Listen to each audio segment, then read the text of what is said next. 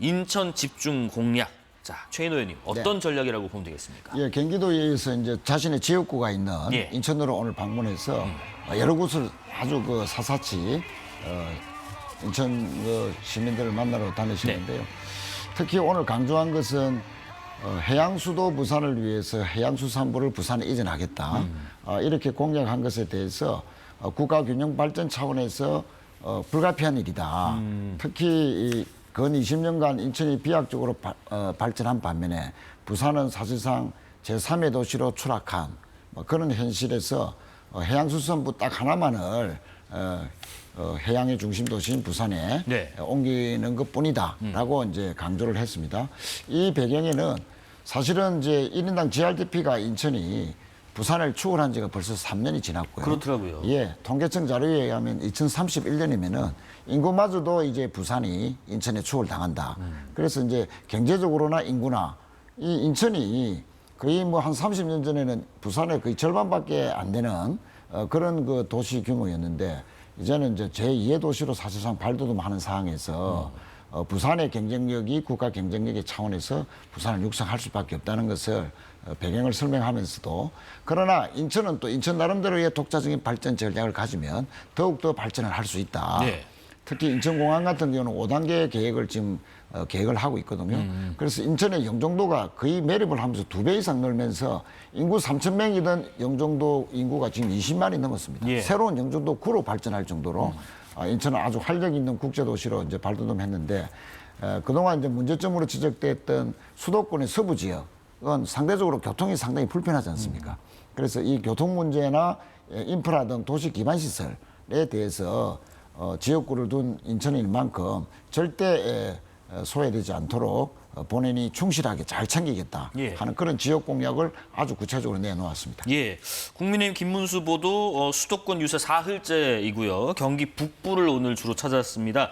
오전에는 방송 기자 클럽 토론회도 참석을 했는데 홍석준 의원님 네. 어제 그 김용태 비대위원장이 띄운 배우자 TV 토론회 제안에 대한 언급도 했고요. 예, 그렇습니다. 네. 김문수 후보 같은 경우는 이제 경기 북부 또 이제 수도권과 경기 남부를 할 텐데 사실 조금 전에 말씀하신 참 인천을 이야기를 하면 뭐 저희는 있는 것도 그렇고 저희 같이 이제 지방 도시 출신들은 참 부러울 뿐인데 사실 인천 공항이 언제 설치된지 아십니까? 노태우 대통령 때 네. 90% 됐죠. 그만큼 지금 현재 그 우리 대한민국의 가장 중요한 관문공항으로서 그런 어떤 도시로 발전하고 있는데 그런 면에서 김문수 후보 같은 경우는 상대적으로 수도권 중에서도 좀 낙후된 경기 북부 지방을 지금 1차적으로 좀 돌고 있습니다.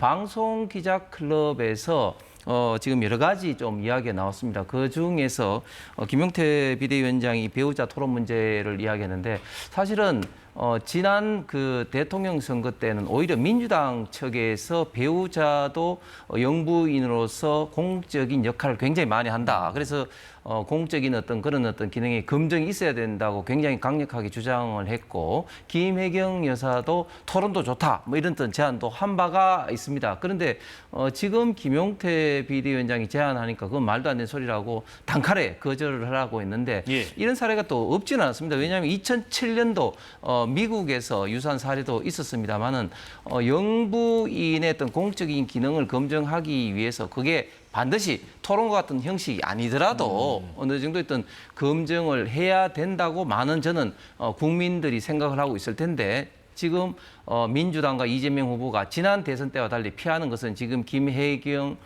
여사가 갖고 있는 예를 들면 경기도 지사 시절에 어떤 그 공무원들 산업위처럼 이제 이용을 하고 그리고 뭐 버카를 뭐 써서 그 샌드위치라든지 그런 것을 이제 하고 또 그 지금 공직선거법 상에 항소심에서 150만 벌금 받고 이런 어떤 부정적인 이미지가 지금 다시 한번 대중들에게 각인될까 봐 피하는 것이 아닌가 생각을 하면서 네네. 저는 앞으로도 이런 어떤 부분에 있어서는 토론이 아니더라도 어떤 식으로든지 검증하는 방법은 있어야 된다고 봅니다. 최인호 의원님께 또 짧게 여쭤볼게요. 네. 지금 뭐 이런 토론 혹은 토론과 같은 형식의 어떤 다른 방식으로도 필요하다 보시는데 또 지난번에는 주장을 했었는데 이번에는 반대하는 것도 맞으신지도 궁금하네요.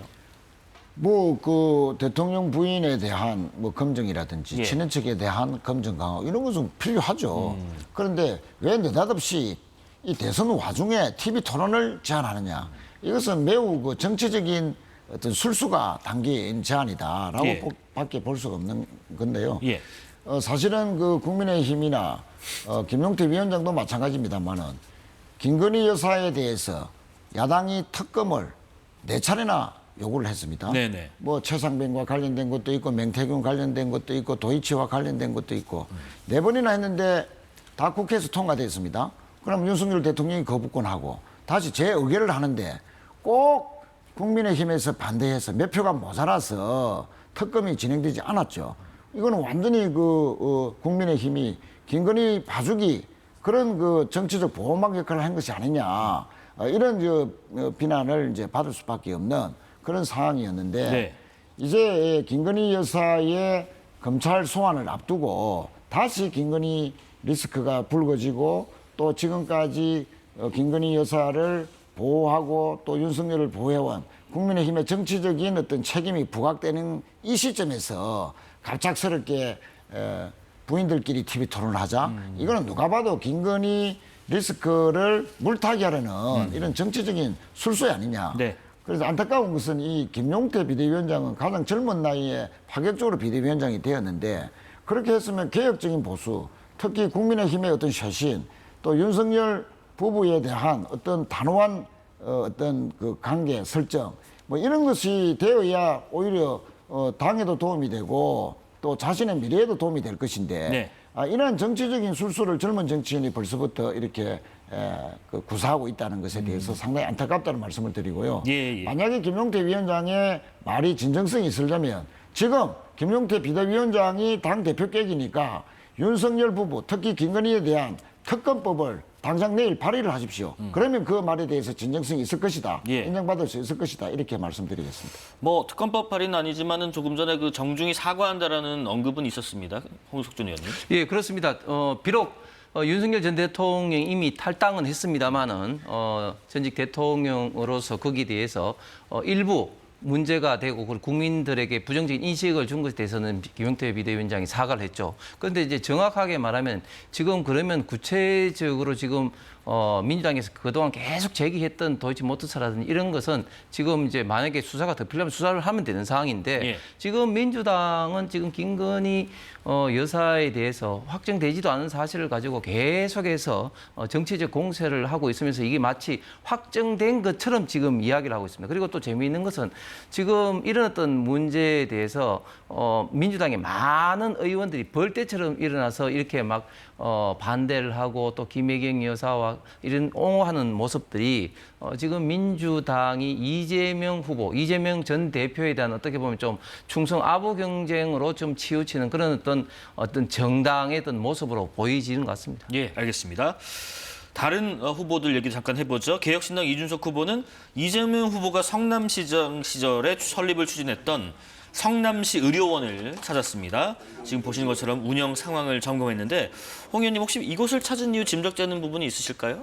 예, 아무래도 이제 이준석 후보 역시 우리 대한민국이 결국은 자유민주주의와 시장 경제의 원칙을 철저하게 지키는 가운데서 이제 발전을 해야 된다는 확고한 신념이 있는 정치인입니다. 예. 그런데 성남의료원 같은 경우는 이제 2020년도에 개원이 되는데 3,388억이라는 천문학적인 돈이 들어갔음에도 불구하고 지금 작년에 재정 적자가 한 550억, 올해는 또 한 640억 정도 발생을 한다고 합니다. 그렇군요. 그렇기 때문에 신상진 지금 성남시장이 서울의 대형 병원에 이제 위탁을 하기 위해서 지금 이제 준비 중인데 여기에 대해서 좌파 시민단체 일부가 지금 이제 반대하고 있는 이 좀 이슈가 있는 분쟁이 있는 지역입니다. 여기서 이제 방문을 해서 어떻게 하는 것이 우리 대한민국의 어떻게 보면 좀 시스템적으로 효율성을 더 높일 것인가. 특히 지금은 아직까지도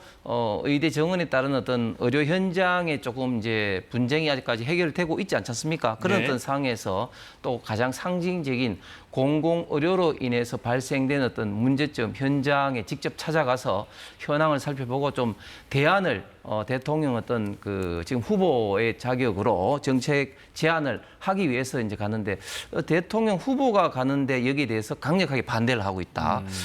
이런 어떤 모습들이 참 도저히 국민들 보실 때도 도저히 좀 이해 안 되는 그런 모습이라고 생각합니다. 민주노동당 권영국 후보 같은 경우는 제주도를 찾았습니다. 4.3 특별법 개정과 제2공항 백지화 포함해서 제주 지역 5대 공약을 발표했는데 특히 탄소 중립 정책 폐기 이후에 기후 위기 대응 방향으로 전환한다라는 공약도 있었고요. 혹시 언급한 것들 중에 민주당 정책과 좀 결이 맞는 부분도 있는지요? 뭐 4.3 관련 부분은 예. 뭐 거의 뭐 일치한다 봐죠. 이미 4.3 특별법이 통과가 되어서 네. 그 유족들에 대한 명예 보상이라든지 이런 것이 차곡차곡 진행이 되고 있고 또 추가적인 진상조사도 펼치고 있는 중입니다. 네네. 뭐 이런 부분에 대해서는 뭐 권 후보와 같은 맥락이다라고 봐집니다. 제2공항 문제는 좀 반대 입장을 펼쳤는데 그러나 그 오영훈 제주지사의 입장도 아직까지 명확하게 정해지지 않았고 네네. 또 지역에서는 찬반 단체들이 아주 상당히 아직도 입장이 좁혀지지 않는 가운데에 여러 가지 논란이 있는 사안입니다. 예. 그런 가운데 국토부는 또 기본계획 고시를 해서 절차를 밟고 있는 중이거든요. 그래서 공항 문제는 좀 신중하게 지사와 의원들과 또 주민단체들 간에 어떤 거버넌스를 잘 형성해서 합리적인 합의를 잘 도출해 나가야 된다는 말씀을 드리겠고요. 예. 기후 문제는 뭐 다소 권 후보가 좀 파격적으로 나왔는데 그 부분은 저희 당과는 조금 입장이 좀 차이가 있고 차이가 있다. 예. 앞으로 뭐 정책적인 조율 과정이 있을는지는 모르겠습니다만은 저희 당의 이 환경 정책이나 기후 대응 정책과는 다소 거리가 있다 이런 말씀을 드리겠습니다. 예.